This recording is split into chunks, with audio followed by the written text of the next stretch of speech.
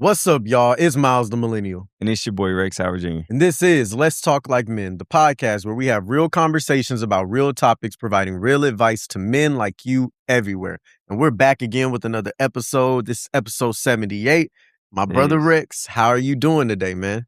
Man, I'm blessed, but it's a lot going on, dog. Yeah, it's getting close to the wedding, getting closer to the bachelor trip, birthday coming up this weekend. I know. Right? You know, everybody want their money. Man. So it's getting busy. It's getting busy. How you feeling? Man, I'm feeling good, bro. I'm on a it's like I've been running a marathon. Yeah. And I'm seeing the finish line. My finish line is this vacation. Absolutely. So I'm excited for the bachelor trip. It's kind of cool because they got to see live when you gave me the bachelor box, right? Yeah. And you asked me to be one of your groomsmen. So it's kind of cool seeing this all come full circle. Absolutely. What are you most looking forward to this weekend? Disconnecting and reconnecting. Yeah. Right? Not having to worry about the clients, have to wake up, take the dog out, not have to worry about the day-to-day responsibilities, just connecting with the guys, man, and I don't really get that much God time. Yeah. Right? So not having a strict routine, being able to go with the flow, being able to have great conversations, check in with each other, and then just have a little fun, man. I think that's what I'm most looking forward to. What about you? Same thing. I'm looking forward to rest and to prioritizing just things for me that are fun, right? Like, I love hanging with my peoples. I love hanging with my guys. I love hanging with you. So it's like this whole weekend, every single thing that you guys have planned is great. And it's also nice because when you go on a trip that you didn't have to plan, I don't got to be in the lead. 100%. I'm just hanging in the background. Cool. Rex said we doing this. Absolutely. That's what we're doing. 100%. So I'm looking forward to just very similar. I'm looking forward to rest. I'm looking forward to taking time to write, more things for my book, and told myself when I go, I'm unplugging. Yeah. I'm going to pre-plan all our posts. I'm going to have everything set up and ready to go because I'm not touching social media. 100%. I'm going to literally turn my social media off. I'm not looking at anything. So I need a recharge. And I think I'm looking forward to the recharge, bro. Absolutely. Outside of that, how are you feeling? Man, I'm tired, bro. Yeah. I'm tired. But I'm joyful. It's interesting. I'm very tired, but I'm very joyful. And I'm grateful because God is producing increase. And he's doing it. Sometimes it's easy to get frustrated because you may want the increase in a certain area. 100%. Right? It's like, I've been asking for it in this area. God, give me increase. God, provide me abundance and favor. But he'll show you that he's with you, but that he's also in control of everything by granting you the increase, but it may not be where you want it to be. Yeah. And it's like, can you be grateful? Can you steward that increase well? Yeah. Are you so focused over here on what you don't have over here that you can't appreciate what you have right in front of 100%. you? Or can you steward this well? Can you show yourself approved? Can you rejoice in the midst of difficult seasons? That's good. So, yeah, I feel good, man. I'm joyful. I'm just tired. Same. Yeah, just tired. But I will say, man, you were talking at the beginning about how, there's all this money that's due. Everybody's coming up needing things. And it sounds like you're making a lot of sacrifices. Yeah. Right? And I thought about with sacrifices, man, especially in a relationship, men sacrifice a lot in order for, their wife to succeed, in order for their union to succeed, right? Their family to succeed. But oftentimes you hear men, and I know that we've all felt this before, you feel like at times people don't recognize how much you're sacrificing, how much you're giving up. We talked about the cost of sacrifice and the cost of being the first last week, 100%. right? But that was for us, what it feels like for us. But what does it feel like when you're doing that sacrifice, when you're paying the cost so that your lady can succeed, she can thrive? What happens when she recognizes the sacrifice? When she sees you. When she sees you, man. And that's what today's episode is going to be about, is when she sees you, when she sees your sacrifice, when she recognizes what you're going through in order for y'all to win. Yeah. What does it do for a man? So without further ado, man, hey, let's talk like men. Yes, all right. So do you want to go first on your first point, or do you want me to go first? Man, anything you want to add to it before you start? I think I like to mix it up a little bit too. Okay. Talk about, of course, our points about what happens when she sees you, what it feels like, but also when she doesn't. That's right? good. Kind Okay. of they're a little mixed. So I may go counteract that, but I'm with that. why don't you go ahead and start us off, brother? Okay. I'll go first.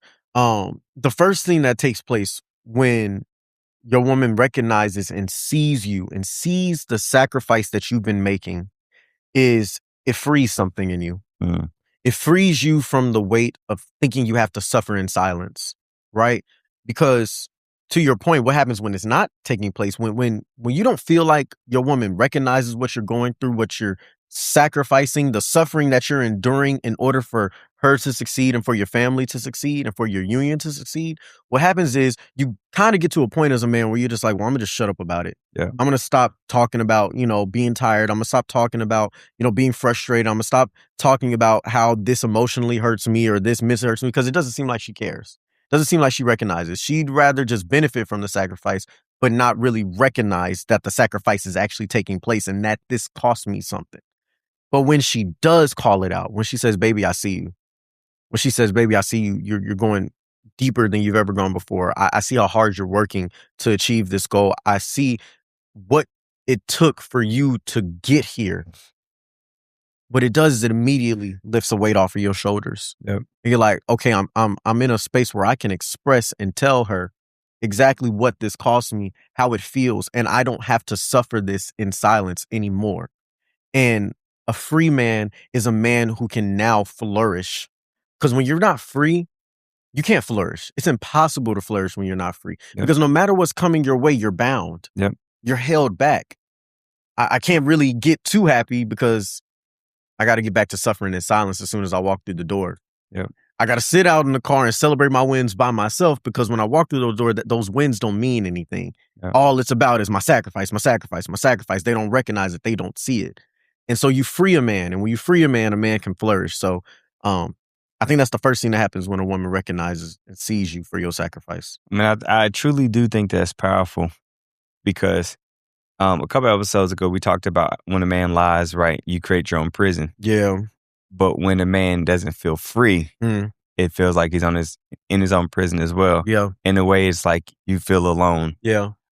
You feel like your partner's ungrateful, Mm-hmm. right? You feel like you're sacrificing for nothing, Yeah.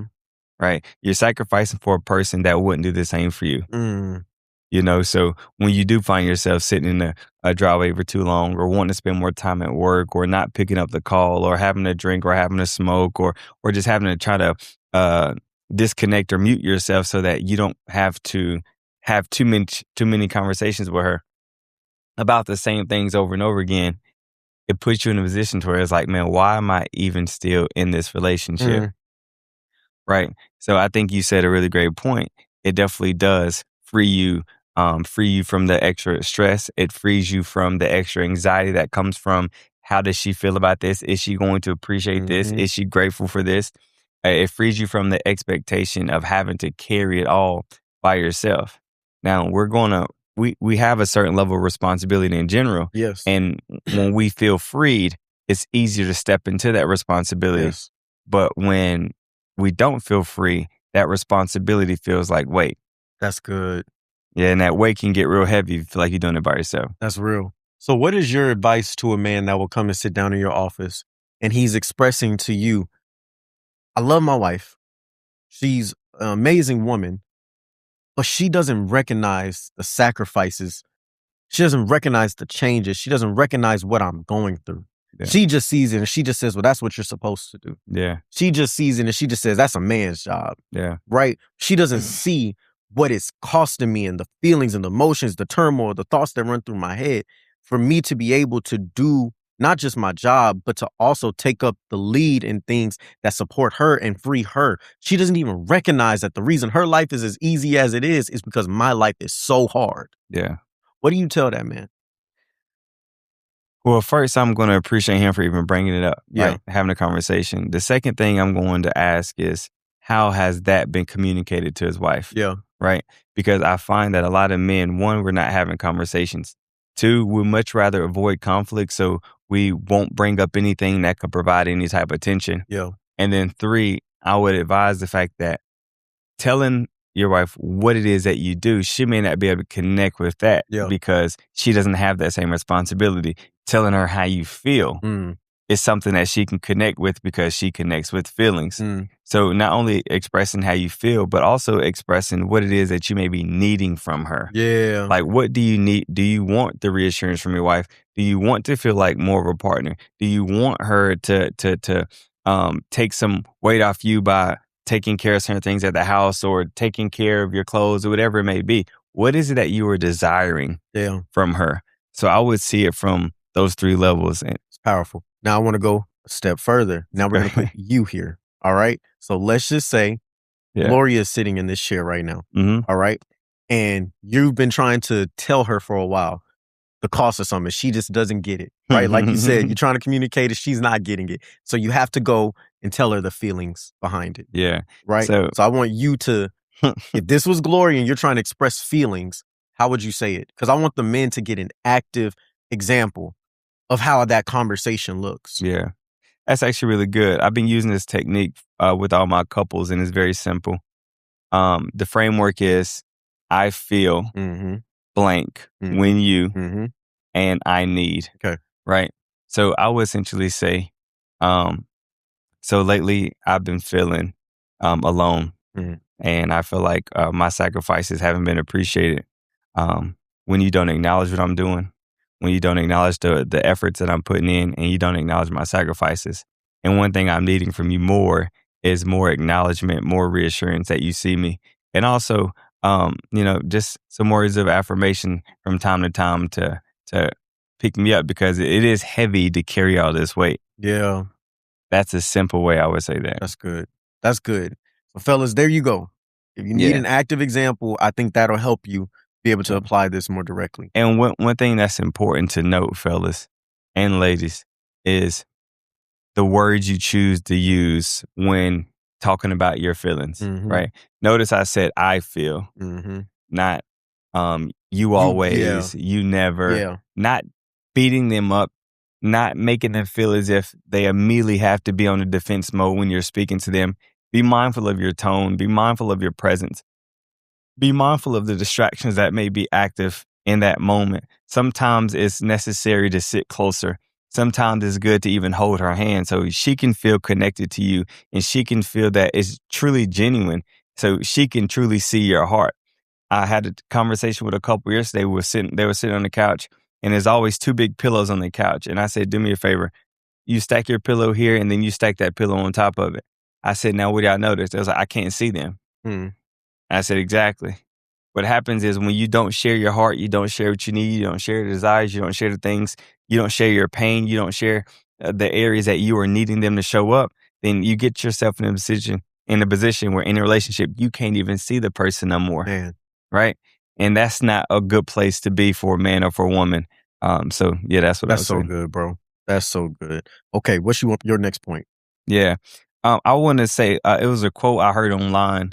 I think it was from a podcast, but it says, sacrifice without acknowledgement builds resentment. Right. So I guess just to build up on what you were already saying, the opposite of being freed is having a resentment for the lack of acknowledgement for the things that you're doing. Yeah. And resentment is the thing that's going to make you not want to do the things for your partner. It's going to make you take away the routine that you normally have. If you normally wake up and make your wife coffee, or if you normally give her massages, or if you're normally considering her in these things, as resentment continues to build, those things are taken off the table. Yeah. You no longer feel like the sacrifice is worth it. You no longer feel as if you want to initiate date nights because of the resentment that's being built. Yeah. Your wife is wanting compliments, and you don't feel like doing none of those things because resentment is being built. So if I don't feel like you are acknowledging the things I'm doing, although you may not fully understand where I'm coming from, then if that resentment is built, she will feel your energy. Yeah.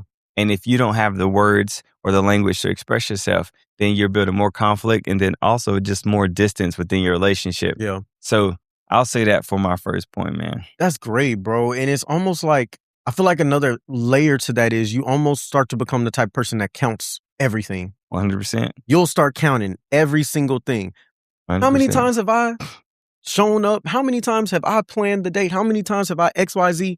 How many times have you done it? Yep. Oh, okay, so this isn't even close to being equal. Then every single time something happens, you'll bring up the count. Well, I've done this the last 4 times. I'm the one that apologized the last 3 times. I'm the one who went out of the way to pick up, the kid from school the last 4 or 5 times. Every single time you were late, I was the one that sacrificed to make sure that we were able to still make it on time, and I had to deal with this person, address this conversation. You start counting everything. Yep. And you throw it in front of their face every single time something comes up because you don't feel seen. And so you when that resentment has built to a certain point, now it becomes a you versus them type of thing. Yep. It's no longer a we thing. And it's no longer how can we get better. It's a you're doing this to me and this is what I'm doing to try and do better. Yeah. I'm trying my best and you're not trying your best. Yeah. I'm working and sacrificing and you're not. It becomes a you versus me thing. And when it's you versus me and it becomes a comparison and it becomes a competition, now we're counting costs. Yeah. And when we start counting the costs, we'll never be able to appreciate a person for who they are. Yeah. We'll never be able to appreciate them for where they're at. And we will never be satisfied. Ever. Because it's almost like that person now has to do a complete 180. The relationship dynamic has to flip on its head. I have to end up becoming the one who doesn't have to do anything. And you got to make up for all the times that you got behind on the count. 100, and then it becomes a performance match. Exactly. Right? It's not genuine anymore. There's no heart in it. It's if I don't perform, if I don't show up, if I don't meet this standard, then you're going to take away your love. And mind you, what the Bible say about love doesn't keep any records of wrong. Come on. So if I'm keeping records of wrongs, then I can't properly love you the right way. That's real. So that's good. That's real. That's good. What's your second point, brother? Man, something that you kind of hit on, it brought up a new point for me. When she sees you, it helps you. And it makes it easier for you to turn away from vices and turn towards her. 100%. One thing that I notice is when a man starts to feel unappreciated long enough, every man has a different capacity. Yeah. Right? A different bandwidth of how long they can deal with being unseen. Yeah. Right? By the person that they want to be seen by. Every man has a different lens. Some men, they can't go 2 weeks without, man, I need this recognition before it takes them over the deep end. Other men can go 20 years. Yeah. Everybody has a different bandwidth based on their life and their circumstances. But when a man gets to the edge of that bandwidth and that line is being pushed, what he starts to do is he starts to try and find coping mechanisms. Yeah. He needs a vice. He needs a way out. So you start to see this man smoke more. Yeah. You start to see this man drink more. Yeah. You start to see this man kind of give in to masturbation, to pornography. You start to see this man need to get out of the house more. The vice is anywhere but here, right? He won't turn towards his wife because he doesn't feel seen by his wife. Yeah. This isn't a place where the things that I'm dealing with are safe to be expressed. Yeah. So I have to process these in a different way, or I have to suppress these things. Because if I don't know how to process them and I know I don't have a space that's going to help me process them, well, the only other thing I can do for me to be able to keep my head on straight is to suppress them with other things. Yeah. I got to be at the sports bar. I got to go to the strip club. I'll take the extra hours at work. I'll spend all my time at church and not at home. I'll spend my time serving other people than in this house. Yeah. Because at least when I go serve other people, they say thank you. Yeah. At least when I go serve these other women, they say they see me. When I'm at work, my coworker acknowledges how hard I work and how admirable I am. And it leads ways to the fall. It's just a small stepping stone, step by step to the fall. Instead of when she sees you, I don't have to look at these things no more because the fulfillment that I'm looking for is found right here in this home. The reassurance that I need is found right here in this home. I don't have to keep looking at places outside of myself, outside of God, and outside of my wife in order to fulfill my needs. Yeah. My needs can be fulfilled right here in this atmosphere, and I don't have to spend time. I don't have to worry myself with all this outside stuff in the world in order to make me feel whole. My wife completes me in the ways that I need her to help complement me. Yeah. That's actually really good, man. And it ties into a point that I have. And I think what you're speaking to is emotional safety. Yeah. Right? Whenever I feel seen, heard, felt, I feel emotionally safe to give her my heart. Right? I feel emotionally safe enough and vulnerable enough to say that I'm hurting, to say that I'm needing more, to say that I'm needing reassurance, to say that, hey, I don't feel appreciated. Yeah. Because I know that my partner won't see that as an attack. She'll see that as an area where growth can be applied to it. She'll see it as a way to show up for you more. Yeah. And that's one thing I appreciate about healthy relationships and just even about my lady in general. Whenever I come to her with I would say complaint. Yeah. or an area where I feel like it can be strengthened, she listens Mm. and she shows up. Yeah. She shows up and she asks questions. And when you feel like your lady sees you, she is asking questions. She is asking, how can she show up? How can she do better? How can she support you more? And Yeah. all of those things create safety. And then it puts you in a position to give more. It puts you in a position to appreciate more. And it puts you in a position to think like that you're actually proud and happy about what's at home and Yeah. what you have and about your current situation, to the point where you don't have to turn to different vices. Yeah. A lot of men that I work with, um, they don't have emotional safety with their spouses, but really they've never knew what emotional safety was in their life. Yeah. So you can't create something that you typically don't have an example for. Yeah. So they find themselves I found myself turn into intimacy, turn into pleasure, turn into different vices, because that is what was safe, Yeah. right? It wasn't safe to express myself, because I think back to being a child. I say something that I'm feeling and you get told to shut up. Yeah. Say something about how you feeling, you get told, no, you don't. Yeah. So if I'm already You been don't got no right, feelings. if I'm being told that I don't feel something that I'm expressing that I Mhm. feel, it must make me feel that my feelings don't matter, Mhm. or I must be lying to Mhm. myself. So if I'm lying to myself, or if I'm being weak, or if I'm being too vulnerable, I take that into my marriage, and I may be needing something that I'm afraid to ask for because of a negative response. Yeah. But when you become an emotionally safe partner, you will get a lot more emotions, transparency, vulnerability, and openness from your husband. And that creates a relationship that is healthy, but is worth protecting and honoring. That's good, bro. Man, two quick things. One quick thing is, one of the craziest things ever that we say and that I really want to kill in my family, when I have children, is the saying of "you're too young to have nerves." Oh, you getting on my nerves. We tell kids all the time, "You too young to have nerves. You too young to have emotion. You too young to be saying this, this, that." It's like, do we think that emotions come about when somebody turns 18 or when a Right. bill hits? That's the first time they feel anything. Kids feel things from the time they're born. Yeah. And we create unstable men and women who can't communicate and can't receive the emotions of other people. They can't express them properly and they can't process their own when we continuously tell boys from the time that they're young, you don't feel that. Yeah. Boys don't feel that. A man got a this, this, that, and that. So then what does that mean when I feel weak? Yeah. What does that mean when I feel scared? What does that mean when I feel insufficient? What does that mean when I feel empty? What does that mean when I feel vulnerable? Yeah. What does it mean? I'm not a man. And so if I've been told all these things, it's why this conversation is so important for your wife to be able to see you. Because if I've been told all these things and you're not with a woman who's trying to break that barrier down in you, instead she reinforces it, then even when you come to watch this show right now and you try it, Yeah. you're met with a woman on the other end. It's like, but that's what men don't do that. Yeah. What are you talking about? That's not like you.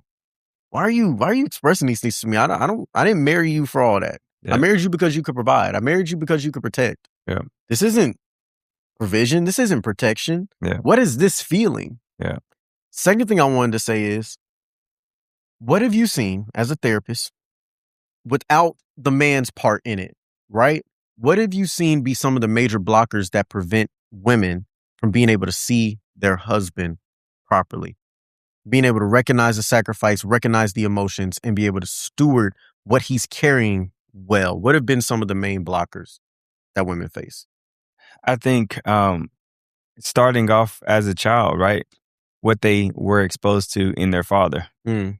So if they didn't have a father who expressed many emotions, if they had the father that was just knuckle up or buckle up, Mm-hmm. he was zero tolerance, Mm-hmm. he was very strict, he ran a strict program, it's almost hard for her to have empathy for her husband if her father didn't show that he needed empathy or didn't receive that from his wife. Wow. So that's like first layer.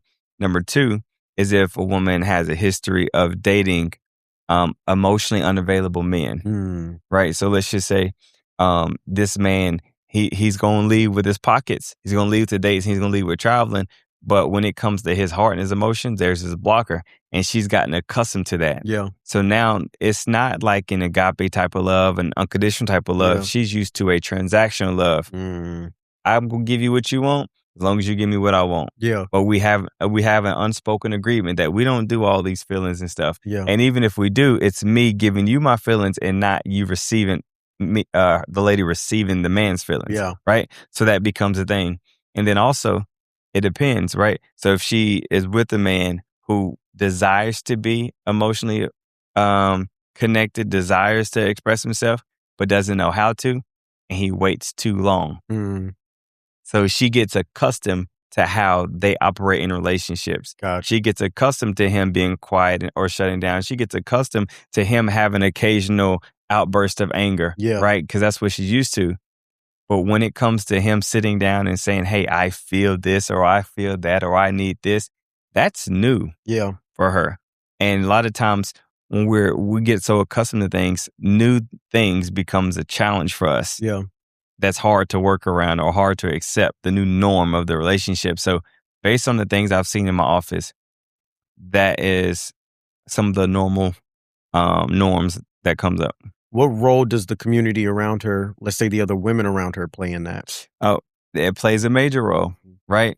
It plays a major role because sometimes what I found is wives are wanting their husbands to be like their girlfriends. Oh, say that again. Right? Sometimes I find that wives are wanting their husbands to be like their girlfriends. They want to connect on the same level that their girlfriends connect on.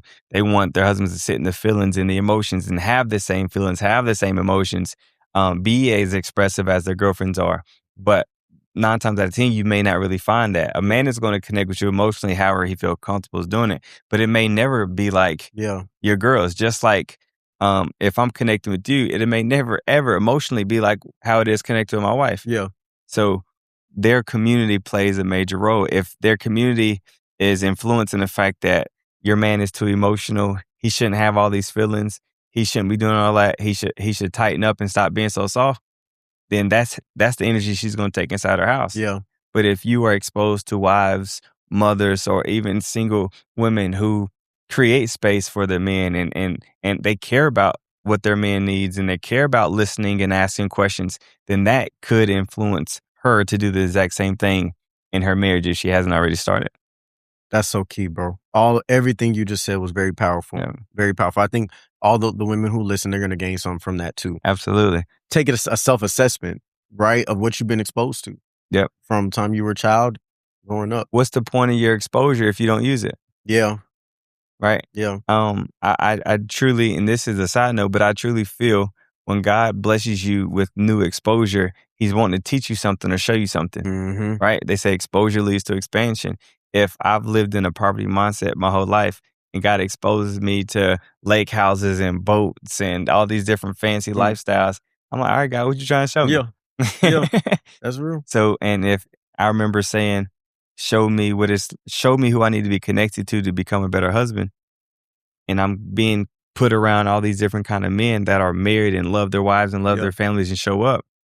And their sacrifices, they see them as a blessing versus seeing them as a burden. I get to learn that it takes a cognitive switch in order to feel that way. Like I'll never forget. Boss takes us out on a company dinner. It's like 7 of us at dinner. We go to a steakhouse in the Woodlands, right? Bill comes out maybe around $800 to $900. Her card had got hacked that day. She called her husband. She's like, hey, babe, this happened to my card. He said, don't worry about it. I'll be right there. He showed up, smile on his face, came over to the table. Hey, took everything. I hope you guys enjoyed your meal. See you at the home when you get late. See you at the house when you get back, babe. Gave her a kiss on the cheek and walked out. And I said to myself, the joy he has in his heart. Oh, no. He couldn't wait for that moment. To pull up. Pay this $9 bill. Put the tip on it. Say, everybody, hey, I hope you guys really enjoyed your meal. Give his wife a kiss on the cheek and say, I see you when you get home. That was a switch for me. That was a complete switch for me. So it's just like sometimes the exposure is going to teach you something. If you don't want to sit and learn that lesson, you may be fumbling in some way, form, or fashion. Boy, you just gave me some. Hold on. You just gave me some. Here's a new point. When you know you got a woman who can see you and appreciate you, you stop looking at your sacrifices as sufferings and you start looking at them as opportunity. Man, that's good. Because even in the scenario you just gave, I can think about a version of myself that would sit there and say, man, I got to get out of bed, drive on up here, pay this doggone bill. I was enjoying my night. Yeah. I got to go do it. Yeah. That's what comes with being a husband. Yeah. Flip side of that is, hey, I have the opportunity. Yeah. I have the opportunity to represent my family well. I have the opportunity to show up as a husband in a situation where my wife needs me. Yeah. I have the opportunity to be a protection and a cover. I have the opportunity for her to see me as the first line of defense. Yeah, 100%. That's a special thing for your woman to get on the phone as soon as something goes wrong. Babe, XYZ just happened. Yeah. That stuff when you're younger, when you're immature in your mind, it gets seen as a hassle. It gets seen as the most annoying thing in the world. Yeah. But as you mature, you realize, like, bro, this is a special thing to have a woman who looks at you and thinks you can solve anything. 100%. That thinks my man can do it. Yeah. Let me call him first to get his advice and his wisdom on it. If Rex can't do it, then nobody can. No facts. If Miles can't do it, then nobody can. You start, when you realize you got a woman that sees you, she recognizes your sacrifice. She makes good on your sacrifices. She says, baby, I love you. Thank you for the way that you showed up tonight. When she sees the little things on a daily basis that you do, you stop looking at every sacrifice as a suffering. Yeah. And you start looking at it as an opportunity to grow. Yeah. An opportunity to become, an opportunity to show up, an opportunity to really be able to embrace who God has been pushing you through season to season to season to pop out at that moment and be like, I'm the man that can handle this $900 bill, that can handle the appearance of all these people around, that can handle a circumstance that has all these unforeseen expectations. I can handle this moment. Yeah. The weight is on, but it's not heavy for me. Yeah. Because I've been through it. I've been taking the steps. God has guided me through enough to where this moment is nothing. I can shine in this moment. Yeah. And it makes everything worth it, dog. Yeah. And it just reminds me of like a couple weeks ago, about a month or so ago, me and my lady was sitting down having a conversation. You know, she's been working a lot. She works 12s, right? Mhm. Goes in at 6 p.m., gets off in the morning. So she was like, hey, so I've noticed on my days off, I feel like I have so many tasks. Yeah. Right. There's maybe cooking, there's maybe cleaning, maybe doing laundry. But it just takes a lot of my time. And I thought about the fact that we have a private chef on property. So I said, let me look into what that would look like.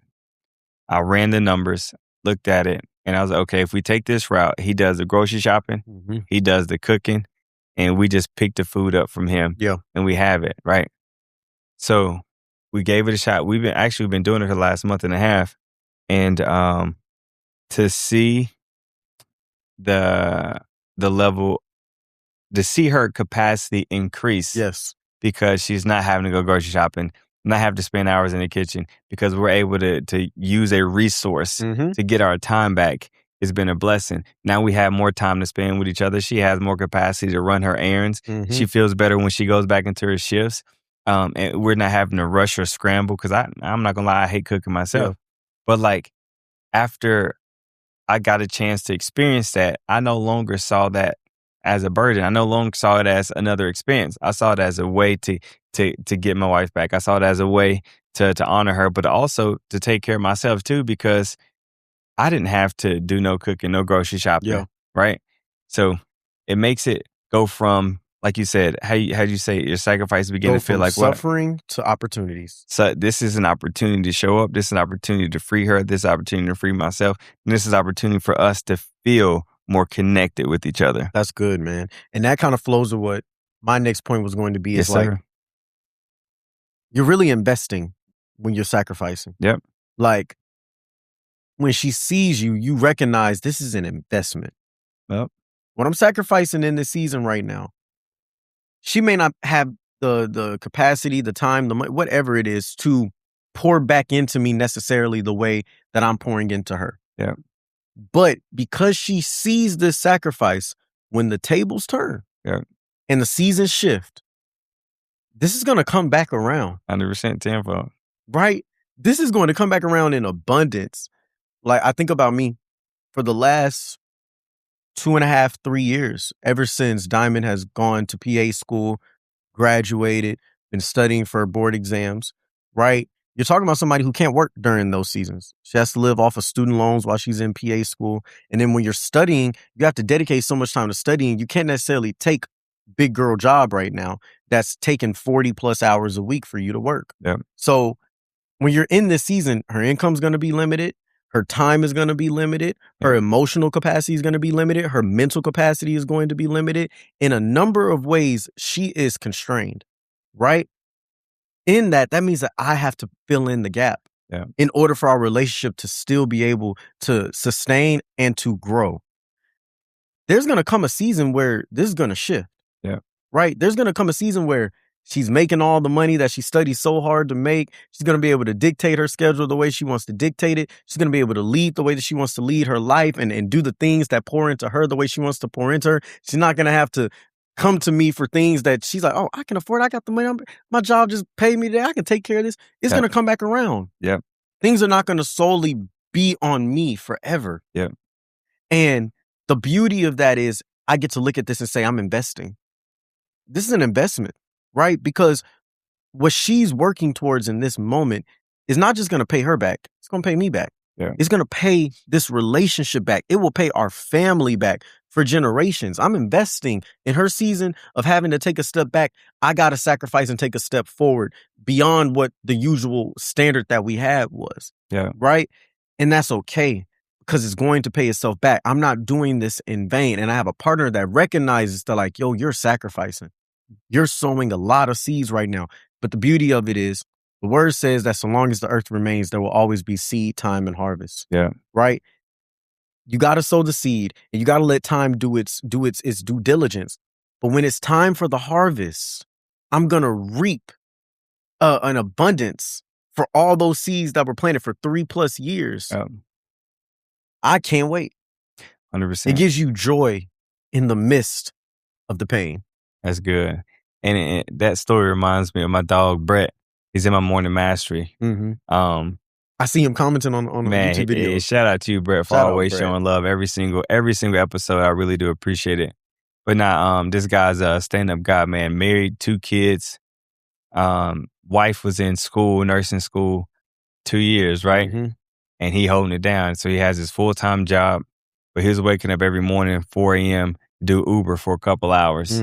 Then coming home, taking care of the kids, then clocking into his real job, right? Yeah. His day job while his wife is in school. Yeah. And I'm talking about thugging. He told her, listen, as long as you're in school, I'm going to make sure everything good. It may not be as pretty, right? But I'm going to make sure everything is good. Man, she recently passed her test. She just started working. Yes, I think sir. she's a few weeks in.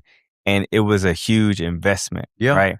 The kids got to see both parents in the home. The kids got to see Pop sacrificing to still show up, still planning date nights, still making time for them. And then now they get to see Mama happy doing her job. So, like, it is a true investment. Yes. And when you don't see it as an investment, you see it as a burden. And when you see it as a burden, that's when you start looking at your wife differently. That's when your energy towards your wife starts to shift. That's when your emotions towards her your heart becomes hardened towards her. And she begins to feel it. And it can get ugly. Yeah. Man, what's the boy? Oh boy. Yeah, let's go here. What's the distinguishing characteristic or difference between a man who sees they're going through the exact same situations, right? Yeah. Wife is in school, wife is pregnant, wife is grieving, wife is going through whatever, right? Wife is purposeless and trying to figure out how to redirect her life. She can't show up. Yeah. Man is sacrificing. Yeah. Right? What's the difference between man A, who sees this season as a season of investment that he's willing to suffer those 2-3 years for, and man B, who sees this as a burden and sees his wife as a burden for what he's been going through the last 2-3 years? What's the difference? The very first thing that comes to my mind is the difference between a 50-50 partner and a partner that's willing to go 100%. A partner that wants to become more Christ-like versus a partner that wants to be selfish and he wants to get his own needs met, right? Because ultimately, it has everything to do with where your heart is. Yes, that's what I was looking for. Yeah, it has everything to do with where your heart is. Because ultimately, if you see your investment or your sacrifices as a way to help your wife become the best version of herself, because ultimately she's going to pour back into the family and the family unit is going to get stronger, then I think that's a healthier approach. But if you don't believe that what she's spending her time doing is going to be worth it, is going to give you a return in your investment, or going to make the family better, you may look at that like she's wasting her time. You may feel as if she could be utilizing her time so much more better. Yeah. So much better. But I want to hear your thoughts. Like, what do you think the difference is? It is. It's a heart posture thing, man. The difference between a man who sees his wife as an investment in her seasons of down and sees his wife as a burden in her seasons of down is a heart posture. Yeah. It's a heart posture because I think that oftentimes we walk into relationships and into marriages, one with a lot of unresolved stuff from when we're kids. And so we're looking for our partners to fulfill them. And so when we go a long time and our partners aren't fulfilling them, they may have been doing it for a while and we love that. But now we're in a season where they're not doing that for whatever reason that is. Now it completely makes our entire world feel like it's crashing down on us. Yeah. Because I needed this from you. And anytime you go into a relationship needing another person to fulfill what's broken inside of you, you're putting way too much on the line. Yeah. Because the second that person, because they will go through seasons in their life where they're not going to be able to show up for you. And you will go through seasons in your own life where you're not going to be the husband you were a year ago because something changed in your life. And so maybe financially you can't provide the way you used to. Maybe emotionally you're shut off because you're grieving. Maybe whatever can take place, it's going to happen to all of us. Yeah. Right? The Bible says that to everything in life, there is a season. And so that means that you will go through all those seasons, right? And she will too. But when you look at your partner to be the person who takes care of that for you, not who compliments it, not who supports it, but who quite literally fulfills it. Yeah. When that season happens, now they're a burden. Yeah. Because, bro, you was doing this for me and now you not. How am I supposed to do this on my own? Well, the second thing that takes place when your heart posture, when you walk into this relationship and you don't necessarily know what you're signing up for. Yeah. Second thing that happens is you'll put a timeline on how long it should take for her to change. Yeah. How long it should take for the season to shift. Yeah. And so let's just say it's been a year. And you're like, okay, well, maybe I'll deal with this for about a year, maybe 18 months. And by then things will turn around. What happens when it's been 2 years? Yeah. What happens when it's been 3 years and she's still dealing with grieving? She's still dealing with postpartum. She's still dealing with finding her purpose, whatever it is. Yeah. Can you find a way? A man that sees his wife as an investment says, okay, I got to keep sowing. Yeah. I got to keep planning. It's going to pay off. It's going to pay off.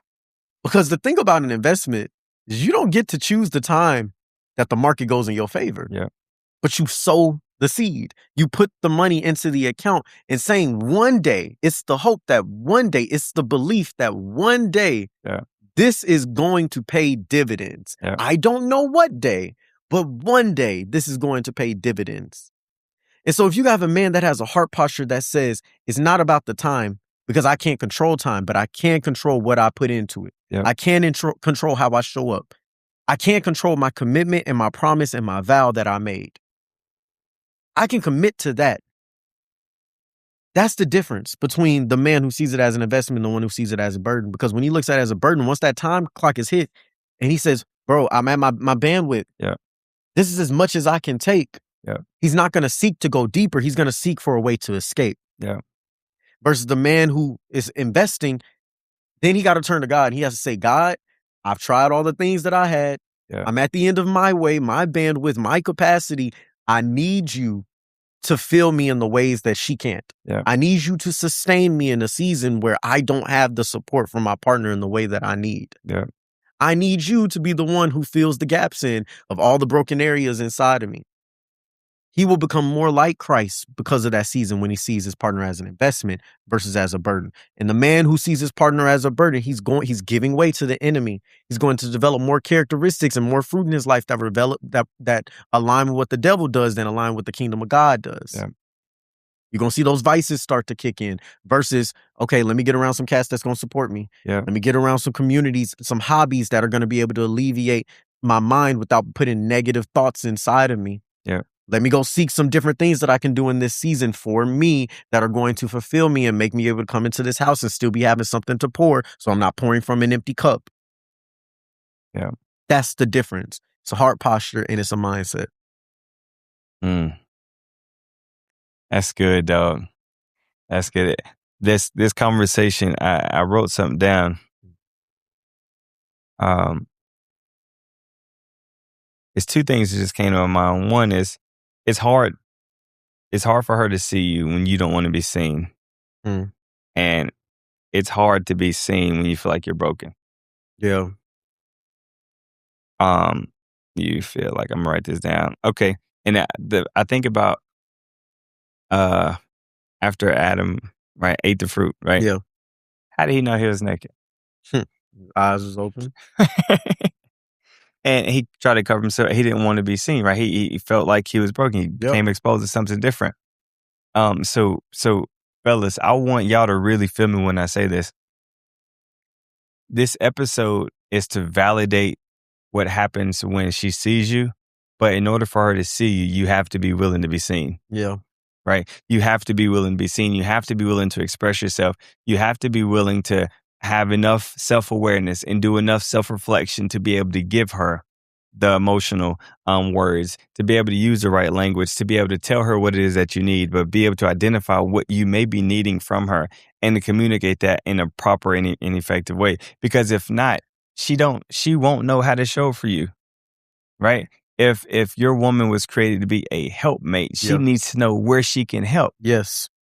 If she doesn't know where to help, she's lost and she's just going to go off doing what she feels as if she's supposed to be doing. And as you know, a lot of times us as men, we do things that we think they want and not what they actually want because we don't ask enough questions. Same way can go vice versa. If you are hurting but you don't show it, she's going to do things that she thinks you want and not what you need because you haven't told her. So what I'm going to challenge you to do is if you have somebody that is willing to love you, willing to support you, willing to be there for you, allow for yourself to be seen by communicating the things that you are needing for her and allow for her time to show up for you in the ways that may be effective, right? Ways that it may make the biggest difference. So your sacrifices can feel worth it. So your efforts can feel worth it. So you can feel and believe and be present in a relationship that you enjoy versus something that you despise. Yeah.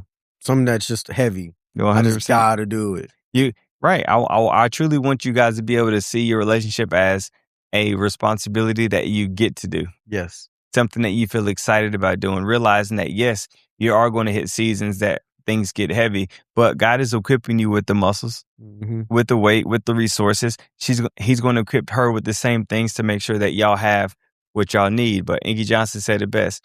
How you view what you do will determine how you do what you do. So I want y'all to keep that in mind as we continue to have this conversation. That's great, bro, because that speaks to the spirit behind what you're doing. Yeah. Right? 10 people can be doing the same thing and there'll be 10 different spirits behind what they're doing and they'll get 10 different results because of the spirit behind what they're doing. Yeah. Right? The person that's doing it with joy, with thankfulness, with gratitude, looking at this as an opportunity to grow and develop and to pour, they will get a much better result in the long run out of their partner than the person who looks at what they're doing as just a burden and an obligation that I have to do, and they're miserable doing it, right? I really think that there's an aspect to this. There's going to be some men that are going to say, "Man, I've had the conversations. Yeah, I've told her what I needed. I've expressed her XYZ amount of times, and still hasn't changed." Yeah, right. There's two things I want that man to think about. The first thing is just because you're talking doesn't mean you're communicating. That's good. Right? Communication requires there to be an understanding a comprehension from both sides, right? And men and women, oftentimes, we listen and we speak in two different tongues. Yeah. Many people may speak direct, but they listen softly and indirectly. Many people may talk softly, but they need a very direct thing to be said to them. Analyze, study, learn your woman to understand what ear does she hear from. If my woman speaks very direct, she's very to the point, right? You know her. She don't let nothing, she don't hold nothing back. She's going to say exactly what's on her mind, right? But if I talk to her the way that she communicates to me, she'll never hear anything I said. Yeah. And we bumped our head on this for 4 years. I'm like, this girl talk crazy, but she can't hear nothing. If it come back to her that way, it's like we speaking in two different languages because we are. Yeah. Right? But when I speak to her, when I want to get a point across to her, right? I know that I have to soften my voice. I know that I have to speak to her in a tone that comforts her emotions. I have to address her emotions first and then express what it is that I'm feeling, what's going on there. I have to calm the situation. And when I do that and I speak with a soft tone, she hears me clearly every single time. That's good. And she's able to apply it. Sometimes we think that because we've talked about it, we've communicated. But it's like, bro, when you had that conversation, you was angry. And that anger was very clear. Yeah. Because when you said it, you were yelling. When you said it, you were aggressive. When you said it, you were very shut off and stern. She shuts down when you do that, right? Maybe she grew up and that's a trauma response for her. Or maybe because she never heard a man talk to her like that, immediately she doesn't feel safe. I'm not saying it's your fault that that's her response. What I'm saying is if you want to get more out of your partner, adjust the way you communicate. Yeah. Learn. Ask the question, how do you hear? What's the better way that I could have said what I just said in order for you to be able to hear what you needed to hear? I asked my lady just yesterday. We were having a conversation about finances, money, spending. I was talking to her about certain habits and things and her, then I'm like struggling with her, get her to understand. And in that conversation, I said a whole bunch. I go on tangents and can rant for sure. But I noticed that the third time that I said it, something changed. She seemed to get it. And she got, instead of having a response to everything, she was like, okay, that makes sense. And I stopped for a second. I said, hold on, we just had an aha moment. And I said, what was it about what I said this last time that clicked for you? Because I said the same thing, Yeah. but something just changed. Yeah, 100%. And she said, I think when you use the example about how this situation has played out in the past in my life, and you called out the fact that I don't like this in my own life, because you used a real example instead of just talking about the theory, it applied more directly to me and I understood it. So, okay, so we need to use more examples. I need to talk to her in a way that she can see the real life implication of it in her life. Yeah. Not simply in people's lives, not just in general. Yeah. She needs it very specific. Need to make it personal. Exactly. I'm like, okay, that's a way to learn. So I just want y'all to recognize that, like, sometimes I know you've said this before, but maybe a different approach will help you. And if you don't know how, Rex, tell him. If a man doesn't have the tools, where can he go to get the tools to communicate better? Absolutely. Before I tell you about the tools to go get, I also want to say this. If you're not married, you don't have to stay in the relationship. Mm-hmm. Right? If you don't feel seen, if you don't feel like your sacrifices are being appreciated, if you feel as if your partner is ungrateful, you feel as if your partner is selfish, you don't have to keep putting yourself through those things. Facts. You don't have to. A lot of times I hear, but it's the history that she's connected with my family, or I've known her since X, Y, and Z, or that's always been my best friend. That's okay. Yeah. Right. But that does not mean that she's supposed to be your partner. Yes. I had a young lady tell me, I asked her one time, she said, well, I asked God and God told me that I was supposed to help him. I said, well, did God ever say that was your husband? Mm-hmm. And she said, no. So be mindful, bring God into the picture, make sure you're doing everything you can do. But if it's consistently, you're not getting your needs met, consistently, you're not being heard, consistently, you're not being seen, You do not have to stay. Oh. And if you're struggling with that, then you can hit me, right? You can go to resolvecc.com and book a session. If you find yourself not feeling seen or needing to learn the language of how to be seen, needing to learn the language of how to create space for your partner. Miles said something and it made me think about Myron Golden. He said his daughter came up with this statement. The number one problem with communication is believing that it actually happened. Meaning you thought you got your message across, but maybe you need to say it a different kind of way. Maybe you need to use a different kind of example. Maybe your tone, your approach, or your physical appearance needs to shift or change in order for the message to hit a little bit harder. Maybe you need to write it down in a letter. Like whatever it takes, you need to do whatever it takes to make sure that you can get your message across and that they understand. And do not leave the conversation without a understanding of what was said, what was requested, and what's needed from you. That's so if you need help with that, you can go to resolvecc.com, book a session with me. If you're inside the state of Texas, we can do counseling. If you're outside the state of Texas, you'll choose the option for relationship and life coaching, and I'll take care of you. Yeah, that's great, man. Before I close out, I want to just say this direct message to the ladies out there. Ladies, we need you. Yeah. We need you to see us almost more than we need any other requirement in that relationship, more than sex, more than words of affirmation, more than physical touch, more than gifts, more than all these things. We need you to see us almost more than all of that. Almost every man is carrying a little boy inside of them, right? And many times that little boy is still trapped, crying out for help, and he shows up in a lot of different ways. And he's waiting to be recognized. He's waiting to be seen. The same way that you have a little girl in you that feels so safe and protected when he shows up, when he provides, when he protects, when he acknowledges you, when he recognizes the little things in you. Yep. He needs that from you too for the little boy inside of him. Because that little boy has gone through a lot of things and has become a grown man who still has some things in him that he needs your support on. Are you the source? No, you are not the source, but you are a resource. You are a support. Yeah. So please, don't let your hardened heart, don't let your viewpoint of men, don't let your past, don't let your father being, unempathetic or non-empathetic. Don't let the hardness that you've seen every man have to walk the world with. Don't let that be how you treat your man. Yep. Don't let that be the way that you come into your household and prevent you from being able to show up. Don't let the struggles that you may be going through in this season, the emotions that you may be feeling get in the way of you seeing that man, of saying, I see your sacrifice.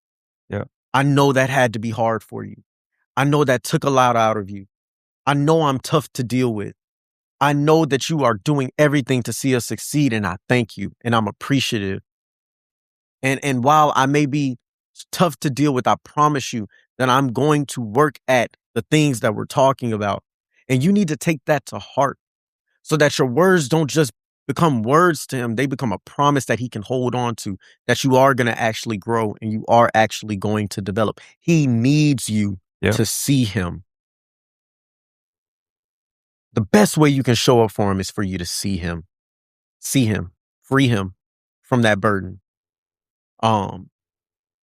If you know that you need a shift in your organization, in your school, your university, your company, for them to recognize that the efforts that they're putting forth are not simply a sacrifice to suffer, not simply a burden that they're bearing, but that they have an opportunity and an investment that they're creating. I want you to go to milesthemillennial.com. That's Miles with a Y. And I want you to fill out a booking form, because the same principles that apply in a relationship are the same relationship principles that apply in business, apply in schooling, in education, and in career development. And we can develop a message that comes before your organization and make sure that they recognize that every single seed that they're sowing is going to pay off in the long run in a different way. that's going to shift your company's goals, that's going to shift your school's academics, that's going to shift the results of your constituents' lives. Yep. So fill out a form. Make sure you guys like, share, subscribe, send this to your friends and family, and let them know that there's a community being built out here that's transforming the lives of men and helping women be able to steward their men better. We'll catch you next week, y'all. Peace.